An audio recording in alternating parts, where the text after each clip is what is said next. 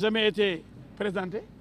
Le rapport dont parlait Sonko, incriminant Mame Mbaye Niang, il n'existe pas. Il ne l'a jamais sorti parce qu'il n'existe pas. Lui-même a avoué qu'il l'avait vu seulement sur Internet. Alors qu'avant, il avait dit qu'il détenait le rapport et les preuves. Il attendait d'aller devant le tribunal pour sortir ses preuves. C'est ce qu'il avait dit aux enquêteurs à la police. Donc vraiment, on est en plein yékhel quoi. Donc on retarde toujours l'échéance, on retarde le verdict, on plaide pendant des heures et des heures. Alors que vous savez que devant la Cour suprême, la procédure est écrite, elle n'est pas orale. On permet seulement aux avocats de faire des observations sommaires, de faire quelques précisions de quelques minutes. Mais vous avez vu, l'autre camp a pris des heures et des heures, parce que, comme vous le savez, quand on n'a pas les arguments qu'il faut, on perd du temps à vouloir convaincre. Mais quand on a les arguments valables, mais on va en faire mouche, mais on ne perd pas de temps. On va vers l'essentiel. Les avocats de la défense ont évoqué la notion d'inconstitutionnalité pour envoyer l'affaire à la Conseil constitutionnel. Oui, ils pensaient que cela pouvait entraîner un sursis en attendant que le Conseil constitutionnel soit saisi. Ce n'est pas possible. Ils n'ont rien compris. Ils ont introduit très tardivement cette demande, cette requête, pour parler d'inconstitutionnalité, ce qui d'ailleurs n'existe pas.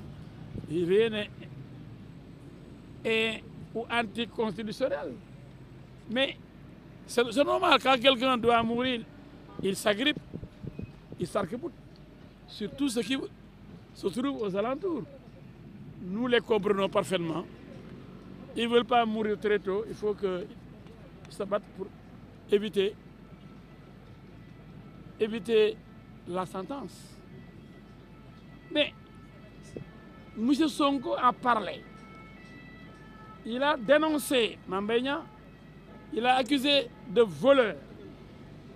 Il dit qu'il détient un rapport qui montre que Mame Mbaye Niang a volé 29 milliards. Jusqu'à présent, on lui réclame ce rapport. Il est incapable de fournir ce rapport parce qu'il n'existe pas. On ne peut pas présenter quelque chose qui n'existe pas. Donc M. Sonko lui-même a pris des risques. Aujourd'hui, il n'a qu'à assumer ces risques qu'il a pris. Il n'a qu'à assumer devant Dieu et les hommes, devant la justice et les journalistes, qu'il a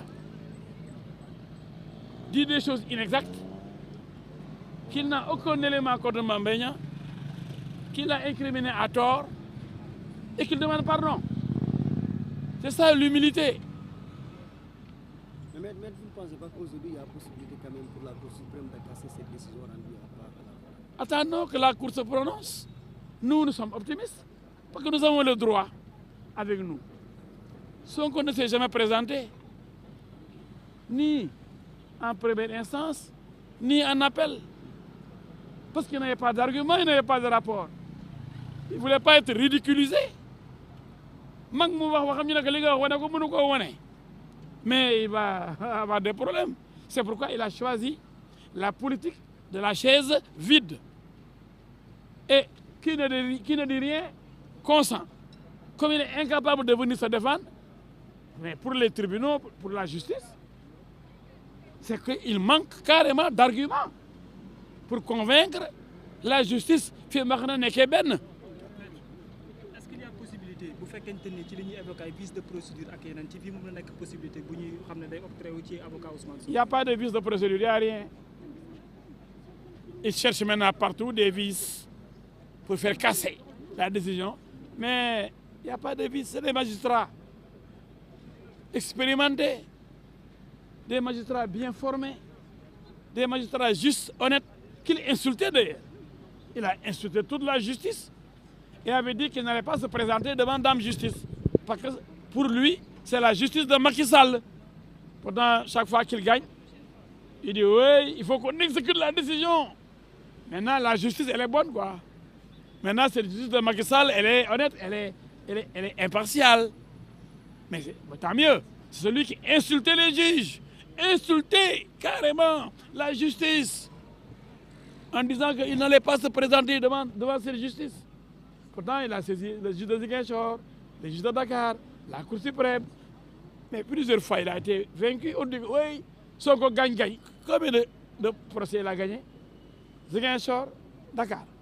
On l'a battu ici dans plusieurs procédures. Mais comme il a beaucoup d'éléments dans la presse, les sites internet, la plupart lui appartiennent. Il en a bien créé et il en a offert aussi. Et je sais ce que je dis.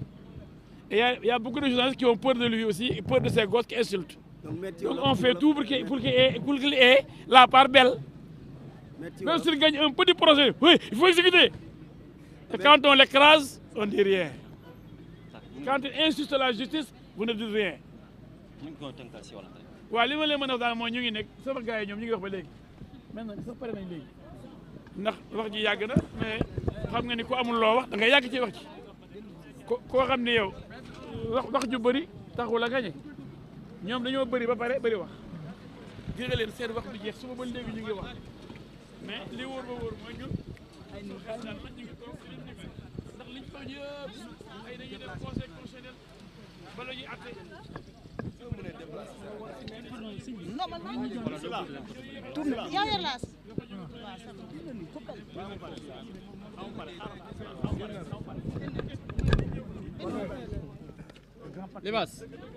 Libas.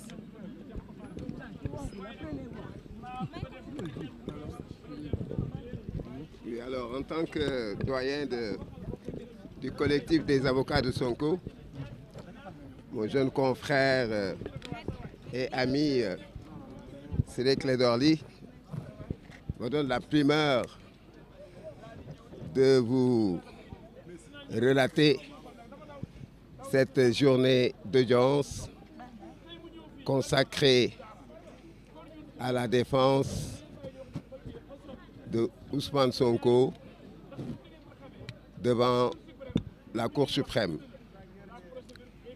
Vous savez, c'est un dossier, comme vous le savez, éminemment politique.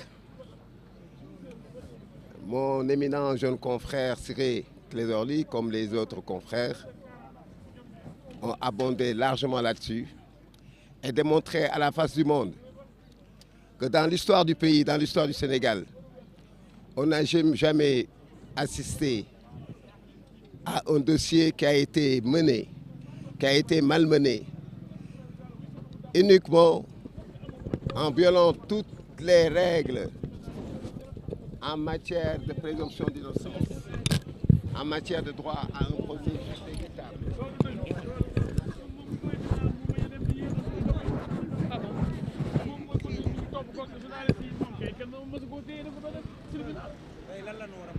yéen daal lu Sonko wax dëgg la quoi mais yéen a fi woon yéen a fi woon bi Sonko taxawee di yéexantu di tamambaalu chaque fois ñu oo ko moom mooy indi problème bu ànd ak booy yi pour ñu ki ba lakkari moo seen di tàkk yooyu lay bëgg.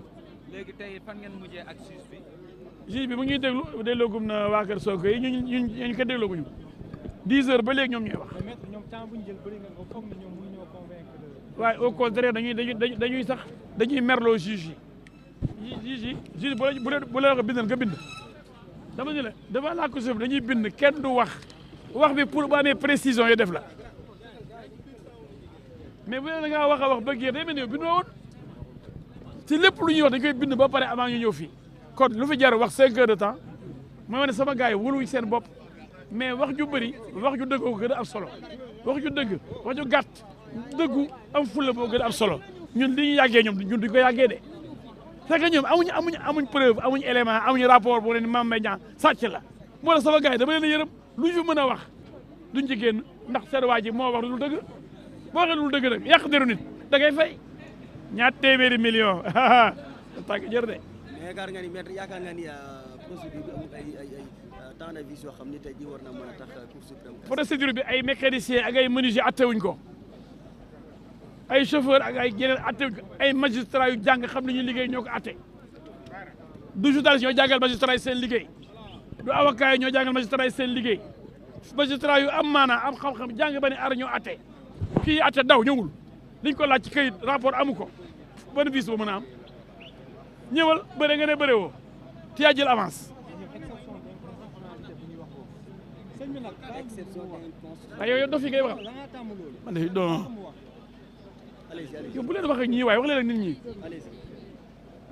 ci wàllu exception d'inconstitutionnalité bi nga xam ne ñoom ñu ngi koy wax tamit. waaw xam nga rek ñoom ni ñu mel rek comme waa yooyu di wax fii léegi rek ñoom daal saaga ak tooñ loolu nag tooñ seen waa ji dafa tooñ ñu duma ko du mu ci kaso bi ku tooñul doo dem kaso ku tooñul doo dem kaso nañ dëkkoo tooñ rek ak saaga boo di leen duma tout le temps ndax réew mi may ñu kenn ngay saaga nit ñi ak di jaay réewande ci kaw nit ñi ku fi jaay réewande ñu rëq sa ndigg billahi ku fi ñëw di jaay réewande di nga xam ne réew mi la mën état bi la mën dañ lay duma li ñuy jaay man ko li ñu ma jaay ma jënd ko man faalewu ma leen ma di leen yëgal ne nag ni benn bis amu ci juge dañu am xam-xam atte bu jaar yoon léegi ne dañuy manipuler presse bi parce que dañu am presse dañu bëri le xam ngeen Sonko moom presse bi daanaka dafa am site internet yu bëri am télé yoo xam ne moo leen di fay moo leen moom wala ñu ko jàppale ci liggéey bi mu ñun faalewuñ loolu dëgg mooy ñun benn journal doy nañu wala benn télé ak benn avocat ñoom junniy avocat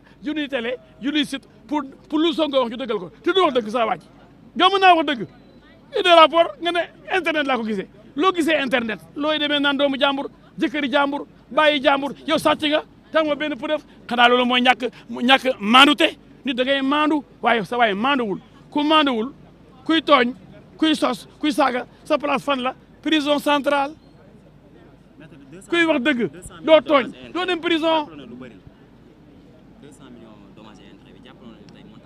ah 200 millions dafa tuuti fen wu rëy wu jox 29 milliards ñaar fukki milliards ak juróom-ñeent fen wu rëy dañu waroon a fay Mame Mbaye Niang lu toll ni 29 milliards moom it ndax dañ ne ko da ngaa sàcc yow ngay jëkkër jàmbur di doomu jàmbur di bàyyi jàmbur di responsable politique jàmbur di ministre jàmbur benn samba boo jógee fee ni la da ngaa sàcc ñaar fukki milliards ak juróom-ñeent kooku kay bu laajee ndàmpaay ko dañ ko jox ñaar fukki milliards ak juróom-ñeent yi nga ko accusé te amul sos bi moo rëy fen bi moo rëy yàq der bi moo metti 200 millions mënul raxas der ku yàq gor gu yàq deram.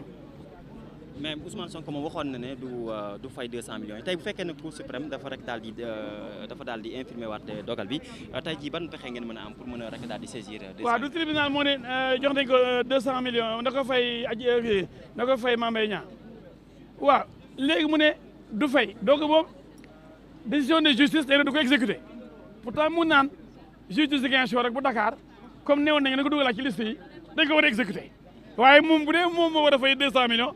mu ne joxe mu dërëm soo ko yow lay waxal kon nee nañu 200 millions nga doo fay dara kon yow faale woo justice nga bëgg nag justice atte bu njëkk rek nga bëgg ñu exécuté ko yaay kan alors que am na recours devant la Cour suprême xam nga ni da ngay cohérent man du ma fay 200 millions fay wu dërëm loolu la wax te justice tribunal moo ko atte kon moom faale wu li tribunal atte waaye bu dee mu intérêt la ñu ne ko nañ la dugalaat ci liste yi ñu ne waaye Sonko dañ ko bañ a dugalaat ci liste yi justice bi décidé na ñu bañ alors que justice bi pareegul la preuve ñu ngi nii Cour suprême waaw kii kan la yeb yow buñ la waxee fay 200 millions nga ne maa lang fayu ma te pourtant juge moo ko wax bu ñu nee ñu dugalaat ci liste électorale yi nga ne nañ ma dugal waaye maa ngi nii bëgg ñu dugal ma état bi moo bañ te pourtant tribunal aussi moo wax loolu waaye gars yi yéen lay waxal xoolee loolu waaye bu ñu ko condamné mu ne moo bañ du fay mais bu amee benn jugement bu ndaw bu mu gagné Ziguinchor wala Dakar nga xam ne jugement boobu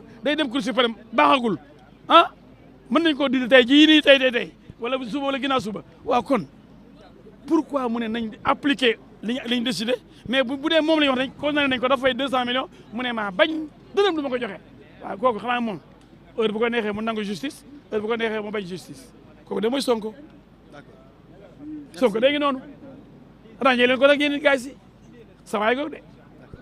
merci maître jërëjëf maître. ñu ngi jaajëfal ko